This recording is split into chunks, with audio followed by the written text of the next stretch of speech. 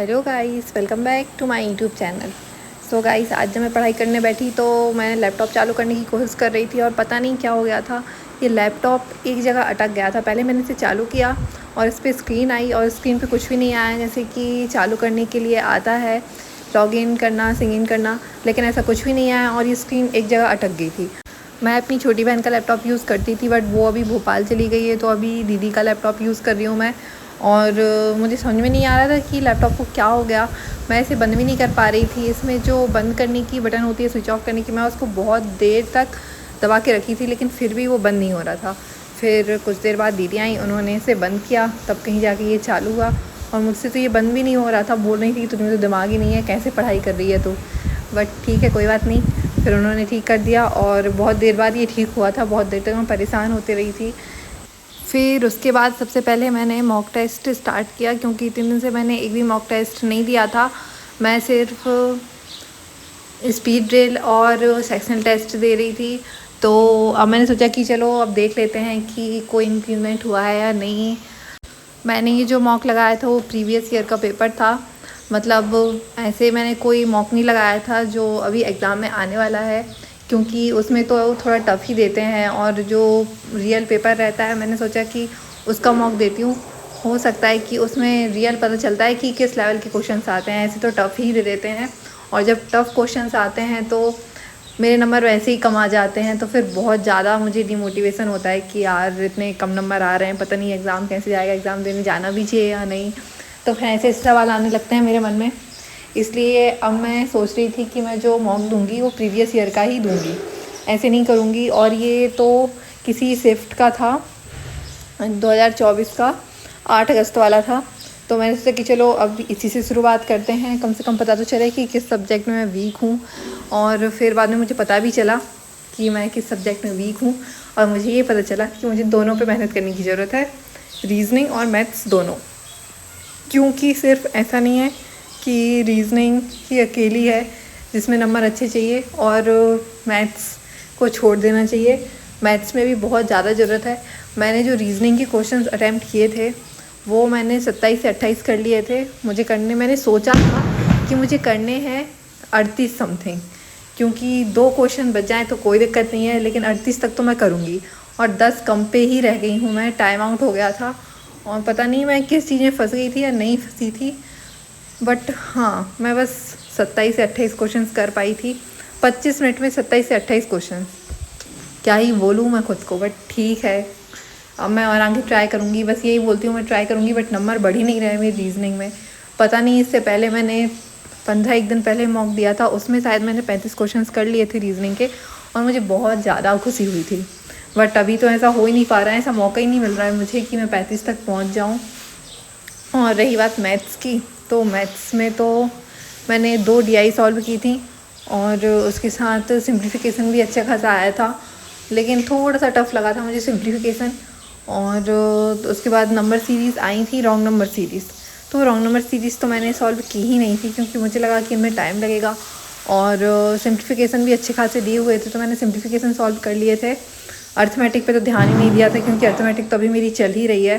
पहले ये कंप्लीट हो जाए पूरी, उसके बाद मैं क्वेश्चन सॉल्व करूँगी। और मे बी आज मेरे मिक्सचर का जो मैं PDF सॉल्व कर रही हूँ वो हो जाएगी कंप्लीट। उसके बाद कल एज करूँगी, और एज करने के बाद ये जो 4 टॉपिक मेरे कंप्लीट हो गए हैं, इनके मैं सेक्शनल टेस्ट लगाऊंगी। और फिर देखते हैं कि इसके कितने क्या क्वेश्चंस बन रहे हैं। मैंने अभी तक जितनी प्रैक्टिस किया उसके हिसाब से कितने क्या क्वेश्चंस मुझसे बन रहे हैं, ये मैं देखने वाली हूँ। और अभी मैंने ये जो टेस्ट लगाया था उसका रिज़ल्ट तो मैं आपको आगे बताऊँगी। इतना कोई अच्छा नहीं था, ओके ओके था, ना ही ज़्यादा बुरा ना ही ज़्यादा अच्छा। बट हाँ, इतना बुरा भी नहीं था कि मैं डिमोटिवेट हो जाऊँ। मुझे ऐसा लग रहा है कि अगर मैं जो मॉक लगाती, जो एग्ज़ाम में आने वाला है उस बेस पे बनाते हैं, तो पक्का मैं डिमोटिवेट हो जाती, क्योंकि वो तो ऑलरेडी इतना टफ़ देते हैं। इतना टफ़ आता नहीं है जितना टफ़ वो दे देते हैं। तो ये चीज़ मुझे बहुत बुरी लगती है कि उसी हिसाब से बनाओ ना, जिस हिसाब से पेपर आने वाला है। क्यों बच्चों को डराना है इतना?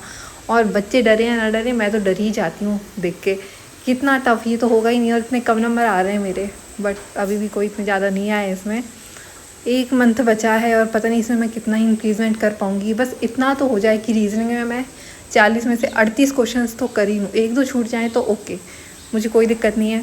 बट लेकिन अगर इससे ज़्यादा छूटे तो बहुत ज़्यादा दिक्कत हो जाएगी। मतलब इतना तो मैं नहीं सोच पा रही हूँ कि मैं पूरे 40 में से 40 कर लूँगी, बट एटलीस्ट 37-38 तक तो पहुँच ही जाऊँ। और फिर इसमें मेरा स्कोर आया था 41, जो कि इतना पहले भी आ चुका है। बट हाँ, मैं डिमोटिवेट नहीं हुई थी। और जो जनरल वालों की लिस्ट गिरती है वो तो 70+ पे गिरती है। मुझे 30 नंबर और चाहिए है, पता नहीं वो 30 नंबर कहाँ से आने वाले हैं। ठीक है, 15 नंबर अगर रीजनिंग से भी आ जाएं तो बाकी के नंबर तो मुझे चाहिए ही है मैथ्स से। और मैथ्स पता नहीं क्यों अभी भी मुझे इतना डरा रही है ना, बहुत ज़्यादा। और सिंप्लीफिकेशन आया था, लेकिन कहीं कहीं का सिंप्लीफिकेशन भी इतना टफ आ जाता है। जैसे IBPS क्लर्क में एग्ज़ाम में सिंप्लीफिकेशन इतना इजी आया था, मैंने 7 मिनट में 11 से 12 क्वेश्चंस कर लिए थे। बट यहाँ पे मैं जो मॉक दे रही हूँ उसमें नहीं कर पा रही हूँ। और ये परसेंटाइल इतने कम क्यों बन रहे हैं, मुझे इनका कॉन्सेप्ट बिल्कुल भी समझ में नहीं आता है। कम से कम 50 तो बनने चाहिए, क्योंकि आधे क्वेश्चंस मैंने सॉल्व किए, मेरा स्कोर आया है हाफ, तो 50 तो बनने चाहिए थे। 3 क्यों बने हैं, कोई मुझे इसका कॉन्सेप्ट समझाना कि परसेंटाइल क्यों इतना कम आ जाता है। फिर उसके बाद मैं ये मिक्सचर है, इसकी मेरी एक PDF बची थी, इसको मैंने सॉल्व किया। और फिर आज से मैं एज शुरू करने वाली हूँ, और एज ख़त्म करके फटाफट फिर मुझे स्टार्ट करना है न्यू टॉपिक। अभी बहुत सारे बचे हुए हैं मेरे अर्थमेटिक में, जैसे कि प्रॉफिट लॉस, इंटरेस्ट, और ये टाइम, स्पीड, ट्रेन, ये सब। ये तो मुझे बहुत ज़्यादा डर लगता है ये वाले टॉपिक से, क्योंकि अभी तक मैंने ये पढ़े तो नहीं है, बट फिर भी लगता है मुझे इनसे डर। मुझे ऐसा लगता है अर्थमेटिक में जो जो टॉपिक आने वाला है वो सारा डरावना नहीं होने वाला है। कहीं का भी इजी नहीं होगा, कहीं का भी ऐसा नहीं लगेगा कि चलो ये टॉपिक तो इजी है, इसको आराम से सॉल्व किया जा सकता है, इसको आराम से समझा जा सकता है। उसके बाद मैं देखने लगी थी एडिटोरियल की क्लास, जो कि मैंने दिन भर से नहीं देखी थी। रिकॉर्डेड भी मैं रात में देख रही हूँ, जब मेरी पढ़ाई पूरी कंप्लीट होने वाली है। और उसके बाद मैं चेकलिस्ट सॉल्व करने लगी थी। अभी ब्लॉग में सुबह डालती हूँ तो ये हो गया है कि मैं आराम से रात तक पढ़ाई कर लेती हूँ, और ब्लॉग में सुबह करती हूँ एडिट भी, सब कुछ, और आधे घंटे में हो जाता है। इतना कोई टाइम लगता नहीं है। आप लोग चाहो तो कोई भी शुरू कर सकता है ब्लॉगिंग, बहुत इजी है, इसमें कोई इतना टाइम लगता नहीं है। बस जो पढ़ाई करते हैं वो बताना है, और बाद में वीडियो एडिट करके पोस्ट कर देना है।